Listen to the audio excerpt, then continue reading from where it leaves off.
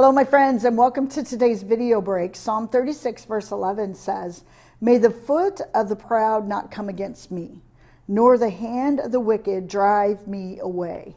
And so, once again, David is referring back to the wicked people that are surrounding him. And what is the characteristic of somebody who is coming after probably even us? Pride. Pride is that attitude that says, that doesn't listen to another human being or doesn't even consider another human being's situation because it's about them. And so pride is the killer of so many relationships without even knowing, without even labeling it, because it's one of those that's so unteachable to anybody's circumstances or anybody's situations or anybody. The mind stops, and it stops at this place called me. And it doesn't receive beyond me. It's called pride. It wants to protect me because it's typically fearful and insecure. It wants everybody to love me because it needs it. It's so needy. It's a terrible spirit. And when it comes into our heart and when it comes into our lives, it tries to rule. And it's typically has a root of insecurity wrapped around it.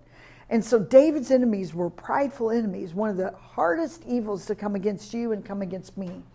So typically, in wherever God finds you in your workplace, whether you go in through, an actual door to go to work, whether you stay at home and go to work, or whether you're retired and God's still by the way, God still wants to use you. We all face this. And sometimes it tries to work through us as individuals, tries to get us to be proud. And it does this in ways that seem a little insignificant at first. But when you start feeling superior to others, or when you and I start feeling like others, that you want to use other people, it could be that pride is trying to creep into your motive of your heart.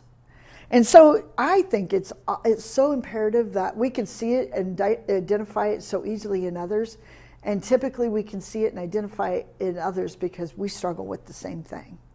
So just be cautious that pride might not be trying to creep up in your own life and making you sense the world through what it owes you or what others are thinking of you.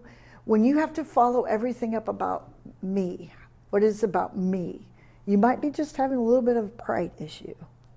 I know it's kind of a hard teaching, but it's so subtle, and then it overcomes. So just check it out, just to see, God, am I struggling with pride? It might be the very thing that's keeping you from receiving all that God might have for you. Be blessed.